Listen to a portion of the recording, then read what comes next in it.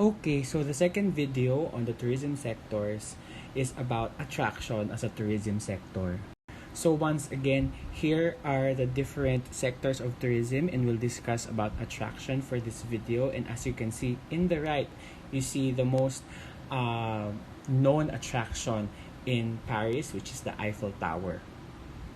So how do we define an attraction? An attraction is the single most important reason for leisure tourism to a destination. So in Tagalog, ito ang dahilan kung bakit sila pumupunta sa isang destinasyon. In short, attractions are the things to see and do in a given tourism destination. So in a singular tourism destination, there could be multiple attractions. So for example, Bohol in the Visayas. So an attraction in Bohol could be a natural landscape like the Chocolate Hills. An attraction can also be food, for example, yung chocolate tablea. Another type of attraction would be animals, like for example in Bohol, of course we know the endangered species that are tarsiers, and they have a sanctuary there. And it can also be man-made areas, like for example, the churches in Bohol. And then attractions can also be events, like for example, yung mga festivals in the cities and municipalities of Bohol. Now, specifically, there is what we call an attraction icon. And an attraction icon are tourist attractions that the government uses to market itself. So, ayun nga, no, yung example natin for Bohol are the Tarsiers and the Chocolate Hills. And of course, for Boracay, it's the white sand beaches. For Lucban City, Quezon, it's the Lucban Longaniza. And for Bacolod, it's the Mascara Festival. And of course, in a certain area, katulad nga ng sinabi natin kanina, it could have a lot of attractions. But for each area, there's what we call a flagship attraction, or the main or the best attraction that really pulls in the visitors from other places into that area. So for example, let's talk about Boracay. So Boracay is known for its nightlife.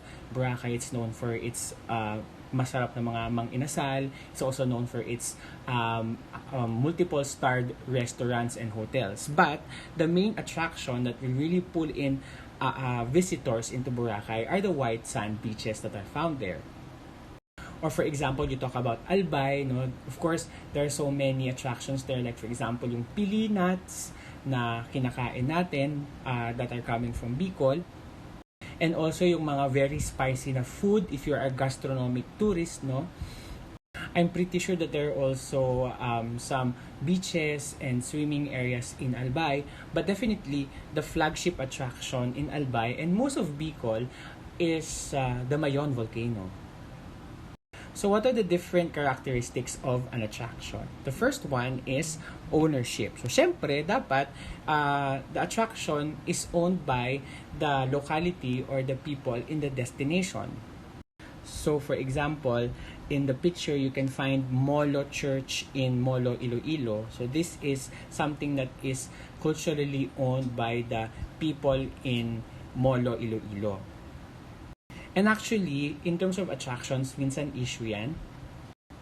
And you know, ownership of attractions can cause some disagreements and confusions between destinations. For example, whale watching is an example of an attraction. But this is being contested between Donsol in Bicol and Oslob in Cebu. Kasi usually, the whales would migrate from Donsol to Cebu and Cebu to Donsol based on a given time of the year. So, syempre, we're talking about the same whales but the ownership of these whales, medyo contested siya. Kanino ba talaga ang flagship na whale watching as an attraction? Taga Cebu ba? Taga Oslo ba? Or mga taga Donsol? Another important feature of an attraction is capacity. Ibig sabihin, can it be able to take in visitors and make them stay there? So for example, there are so many beautiful natural landscapes in the Philippines, but since again, we cannot host people there, they cannot be considered as attractions of a given locality until there is a transport going there and there is capacity for that certain place to hold a certain number of visitors at a given time. Next, we have market or catchment area. So, syempre, it can only be an attraction if it is able to attract people. And most of the time naman, if properly marketed or properly advertised, makakakuha naman ng isang attraction ng big enough audience for it to be able to pull in its visitors. And of course, for a different type of tourism, it has a different market or a different catchment area. Like for example, ayun nga, leisure or cultural or nature tourism, there's a specific set of people who would want to go in those areas. No, but of course, you have also dark tourism attractions. Like for example, in Corregidor, if you want to go ghost hunting, I've tried that before. So there's also a market for people who want to go to another place just to experience the supernatural. Next is permanency. So, ibig sabihin, the attraction should stay there for a long period of time or should be there or it should happen in a recurrent rate. Like for example, festivals, we already know that a certain time of the year nangyayari itong festival na to and it's already permanent and known in that area.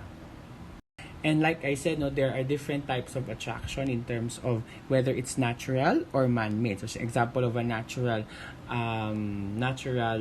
attraction is beach, for example, or yung Chocolate Hills, or yung mga sand dunes in Pawai. Of course, example of man-made would be churches, statues, monuments. Ayan, yan ang mga examples ng mga man-made attractions. So further, there are more specific types of man-made attractions. The first man-made attraction is your cultural attraction. So, an example would be religious attractions, like for example, going to temples or going to churches, museums, of course, no, to be able to know about the culture, heritage, and history of a given area. Architecture, no, if you just want to go to a certain place to see how certain residences and buildings are built. Like for example, architecture tourism is something that is found in different areas like Thailand or Paris, no, for their really interesting way of building buildings. Another attraction na architecture is in Batanes, diba? Yung mga stone houses nila is also an example of an attraction that you can find there. Archaeological sites also can be man-made attractions. Next, of course, would be your traditions or your folklore or your festivals. Like for example, in the picture here, an example of a very famous attraction that you can find in Baguio is the Panagbenga Festival, to celebrate, of course, the harvesting of beautiful flowers in the area. And of course, there are also opportune events that can be a source of attraction in a given area. For example, sports events, like for example in Kamsur, no, water sports complex. No, that's an example of an attraction that's related to sports events. And we will have more deeper discussions on sports attractions when we go further into the specific topics on sports tourism.